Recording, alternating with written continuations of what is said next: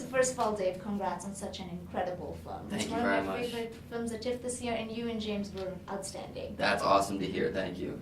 You and James have such a great dynamic, and this is your first feature film working Yeah. together. So what is it about this film that finally made you say yes to working together? Good question. Many reasons. Without going on too much of a tangent. When I first started acting, everyone obviously knew who my brother was, and I made a choice to kind of distance myself from him work-wise, where I wanted to pave my own path because I didn't want to be just known as James Franco's little brother my whole life. And so that was part of the reason that I was trying to not work with him for a long time.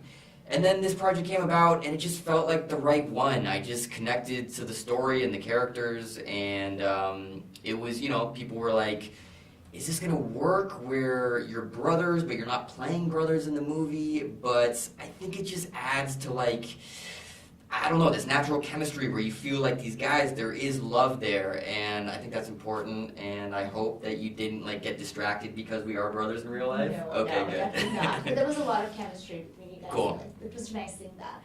You play a struggling actor in Who Chases the American Dream. Yeah. So coming from Hollywood, how did you relate to that, if at all?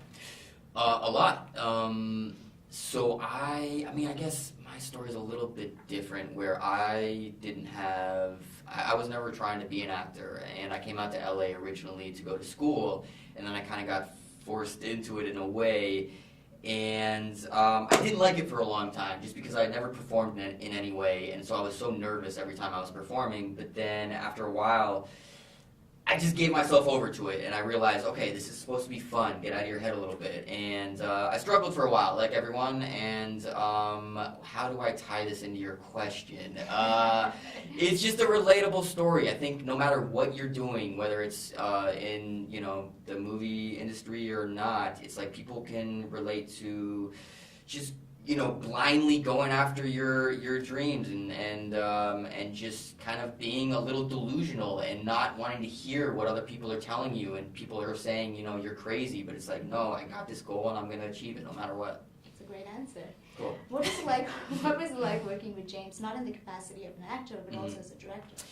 Really fun, really fun. He is a great actor's director where he puts a lot of time into casting the right people, and then once he does that, he really trusts the actor to do their own thing, and he wants you to, whatever instincts you have for the scene, he really encourages you, and he'll come in and adjust you a little bit if necessary, but for the most part, he casts it right, and then he steps back, and he's just very hands-off. But I don't know, we have very similar sensibilities, and I hope now, I hope we can work on things for the rest of our careers together.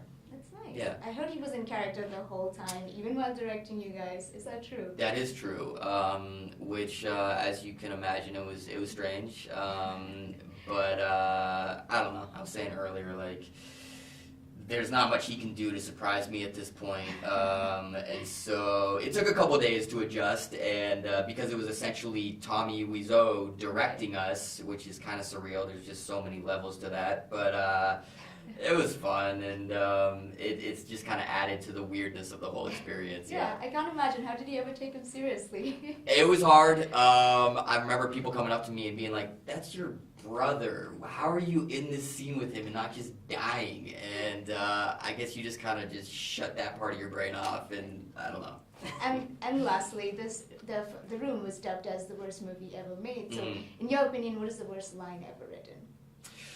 The worst line ever written is, not the worst line, but one of my favorites from the movie is Tommy and Greg are having a casual conversation, and then Tommy says, so anyways, how's your sex life?